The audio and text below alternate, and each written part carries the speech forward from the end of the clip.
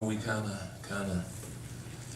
of weak this morning, but that's a good time to be weak, so that God's power can rest upon us.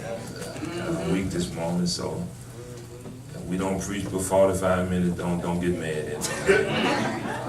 I can't do an hour today, okay? So if I do 45 minutes, y'all accept the 45 minutes. Amen. Amen. I accept the 45 minutes. Good to see our youth here. Good to see Aaliyah and Alexa. Amen. Amen. Amen. Good to see you. Amen. Good to see you. The Gospel according to St. John. The Gospel according to St. John. The second chapter of St. John, the Gospel according to St. John, the Gospel according to St. John, the Gospel. Say amen when you have it. Amen. And the third day, there was a marriage in Cana of Galilee, and the mother of Jesus was there. And both Jesus was called and his disciples to the marriage. They got an invitation, they did. And when they wanted wine, the mother of Jesus said unto him, they have no wine. Jesus said unto her, woman, what have I to do with thee? Mine hour is not yet come. His mother didn't even respond to him. His mother said unto his servants, whatsoever he saith unto you, you do it. All right. There were 6 water pots of stone after the manner of purifying of the Jews, containing 2 or 3 firkins apiece. Jesus said unto them, fill the water pots with water. And they filled them up to the brim. And he said unto them, now draw out now, and bear unto the governor of the feast. Or something happened between them. And they buried it. And when the ruler of the feast had tasted the water that was made wine, and knew not whence it was, but the servants which drew the water he knew, the governor of the feast called the bridegroom, and said unto him, every man at the beginning doeth set forth good wine, and when men have well drunk, you drink anything as you get drunk, then that which is worse, but thou hast kept the good wine until now. He says, verse 11, this beginning of miracles did Jesus in Cana of Galilee, and manifested forth his glory, and his disciples believed on him. I want to use a topic and a subtopic today. A mother's influence. And mama made me do it.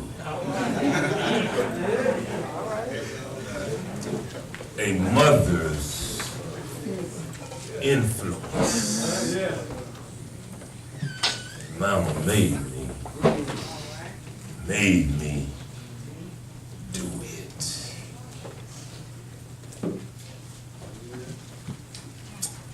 First impression is very important. The first impression, first chance you have to do something, it can determine your success. Y'all listen to me. Or either failure. first impression. When we go look for jobs, you want to put on a good first impression. That's right. Because it can determine if they will call you back for an interview for the job. But it was based upon your first impression, how you impressed them. Yeah. Most times in first impression, because most women's and even some men's, they're gonna dress their best. You should. You're gonna go get your hair done, and get a cut, or whatever the case may be. You're gonna put on your best coat. Because first impression determines some things if you get a chance to come back again. Am I right about that? It's the first impression. Your first impression can open up the door for another opportunity. Man, I know I'm talking. I know everybody says it's the first impression. That's why every now and then it's happened up in the pulpit, it happened in your life that when you impress a person, they impress with you. They will. You have an influence. You have a way of impacting them. They'll listen to you because of the fact of the first impression. I was listening, and since it's Mother's Day, we just want to try to tie this in, but be contextual too in the same time, because this deals with Jesus' first miracle. The text declared that it was on the third day, so we seen when it happened. That's what the text did. It was the third day, and it was in Cana of Galilee. And Cana of Galilee was not a metropolitan area like Houston. It was obscure. It wasn't big and populated. It didn't have, Hasidic folk in it, but it was a place where Jesus, help me when you can, decided to do this miracle in an obscure place. Because if he had went down to Jerusalem, the metropolitan of Rochelle, the metropolitan of Arcola, but he decided to do something in the obscure place of Sandy Point. Y'all gonna pray with me? Y'all gonna pray. I feel kind of preaching today, so y'all bear with me. But anyway, he does this. He does this. So this I'm hoping is going to help some mother in order to have an impact on somebody else around you. Because see, mothers, you don't have to have children. You don't have to have a child to be a mother. Come on. You can be barren for saying don't have a child, but you have an impact on other children. I wish I had somebody else. Yeah. I'm talking to female gender now. And so you don't have to have children per se. It's the influence that you can have on others that makes the difference. Is you gonna pray with me just a little while? Just a little while. This is Mother's Day. This is Mother's Day. So I'm reminded the impact, influence.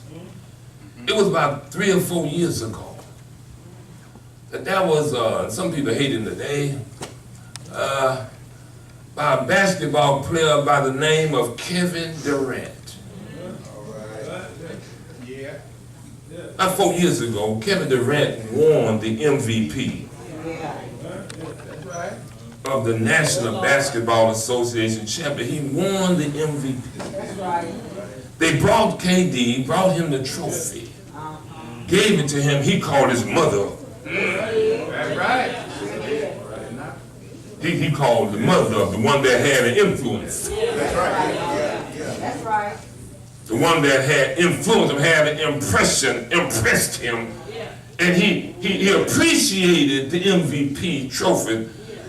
But he made a statement that brought tears. not only from her eyes, but people that listen to him, that had a heart that appreciate mothers. He said, my MVP is her. She's the one that caused me to be who I am. I wish I had somebody here. She's the one that went without so that I can have. She's the one that encouraged me along the way when times got dark. She stepped up. She influenced me. She had an impression on me. She led me. She guided me. She made a difference in the life. She was the one that caused me to be successful and have success when I wanted to stop.